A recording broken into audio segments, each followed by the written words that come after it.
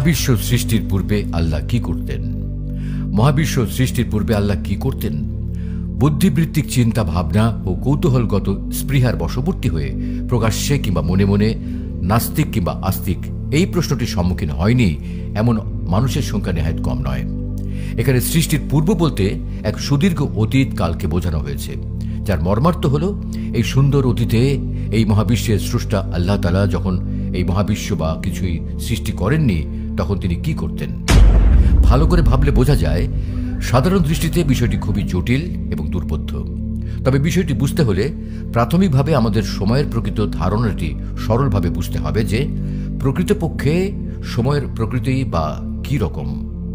আমাদের সরল দৃষ্টিতে সময় সবার জন্য এক, কিন্তু আসলে ব্যাপারটা সেরকম নয়। সময় স্থান ও গতিভেদে আপেক্ষিক, যা এক এক ব্যক্তির কাছে গতিভেদে এক এক রকম। আইনস্টাইনের আপেক্ষিকতার তত্ত্ব প্রমাণ করে যে সময় এবং স্থানের মধ্যে পার্থক্য রয়েছে। চলুন একটি সহজ উদাহরণ দ্বারা বিষয়টি আরো গভীরভাবে বোঝার চেষ্টা করি। 2 কিলোমিটার রাস্তা হেঁটে পাড়ি দিতে কতক্ষণ সময় লাগতে পারে? আনুমানিক 1 ঘন্টা। এখন এই একই পথটি যদি সাইকেল যোগে পাড়ি দেওয়া হয় তাহলে কতক্ষণ সময় লাগতে পারে? অবশ্যই 20 মিনিট কিংবা সর্বোচ্চ 25 মিনিট। সুতরাং দেখা যাচ্ছে যে গতি যতই বৃদ্ধি পাচ্ছে সময়ের গতি ততই যেন মন্থর হয়ে আসছে।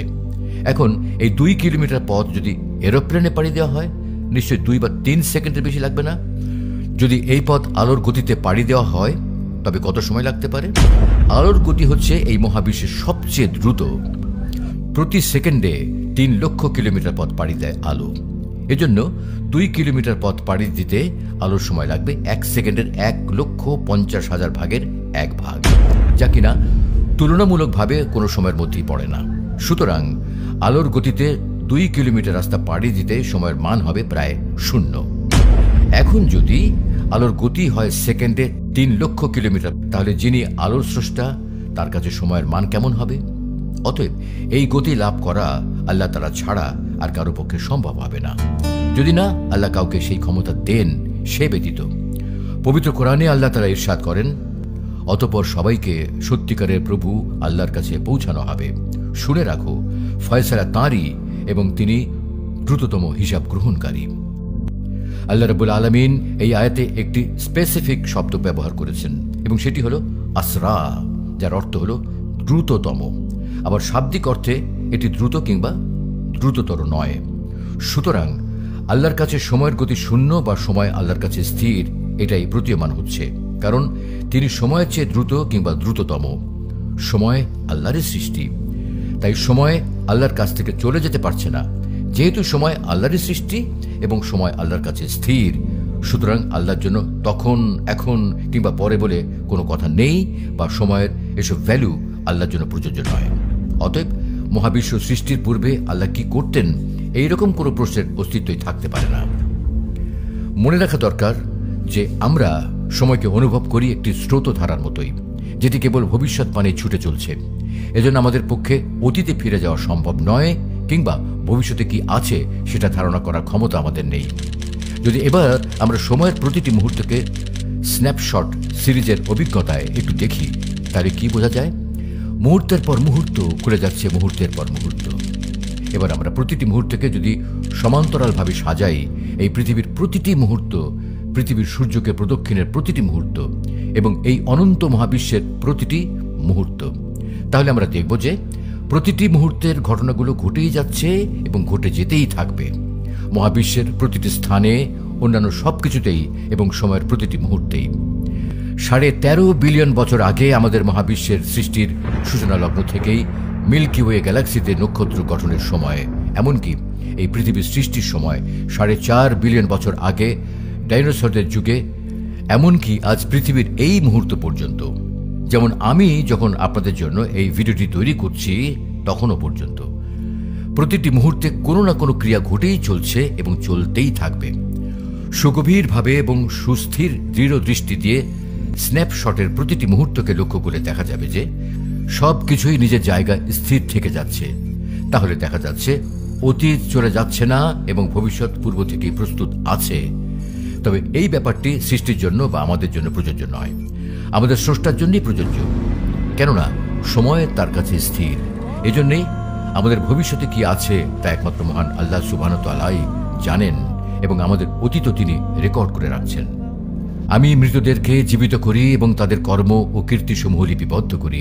আমি প্রত্যেক বস্তু স্পষ্ট কিতাবে সংরক্ষণ করে রেখেছি।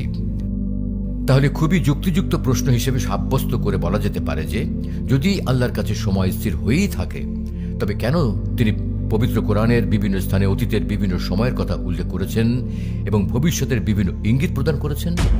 যেমন বলা যেতে পারে, তিনি কোরআনে মহাবিশ্ব সৃষ্টির ব্যাপারে বর্ণনা করেন যে তিনি এই আকাশমণ্ডলী ও পৃথিবীকে 6টি সময়কালে সৃষ্টি করেছেন।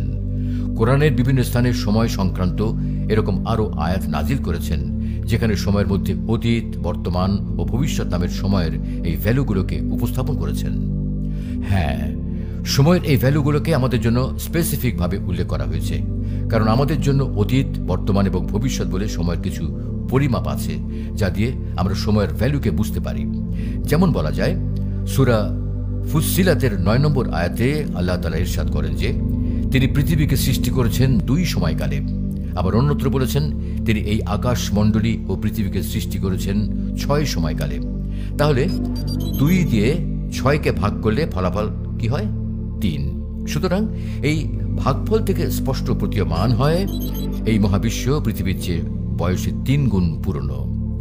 মহাকাশ বিজ্ঞান আমাদের জানাচ্ছে বিগ ব্যাং এর মাধ্যমে এই মহাবিশ্বের সূচনা হয়েছে 13.5 বিলিয়ন বছর পূর্বে এবং এই পৃথিবীর সৃষ্টি হয়েছে 4.5 বিলিয়ন বছর পূর্বে। 13.5কে 4.5 দিয়ে ভাগ করলে ফলাফল হয় 3। অতএব আল্লাহ তাআলার কথাকেই আজ বিজ্ঞান নিজের অজান্তে সত্য বলে প্রমাণ করছে যে এই পৃথিবী 2 সময়কালে এবং এই মহাবিশ্ব 6 সময়কালের সৃষ্টি বা মহাবিশ্বের তুলনায় আমাদের এই পৃথিবীর বয়স 3 গুণ ছোট। আজ থেকে প্রায় 1,500 বছর পূর্বে এই আয়াতটি এমন সময় নাজিল হয়েছে যখন মহাকাশ বিজ্ঞানের বিষয়ে মানুষ ছিল একেবারে অজ্ঞ। তবে এই মহাবিশ্বের, আমাদের এই পৃথিবীর এবং সর্বোপরি আমাদের সবার সময়ের আদি এবং অন্ত সবকিছুই আল্লাহ তাআলা কর্তৃক সুপরিকল্পিতভাবে সেটা প্রকৃত মাস্টার প্ল্যান। কারণ তার কাছে সময় স্থির, কেননা তিনি সময় চেয়ে দ্রুত। আর তাই মহাবিশ্ব সৃষ্টির পূর্বে আল্লাহ কি করতেন এরকম কোনো প্রশ্নের অস্তিত্ব থাকতে পারে না। সকল বিষয়ে আল্লাহ তাআলাই ভালো জানেন। তিনি আদি, তিনি অন্ত, তিনি ব্যক্ত, তিনি গুপ্ত, তিনি সর্ববিষয়ে সম্যক অবহিত।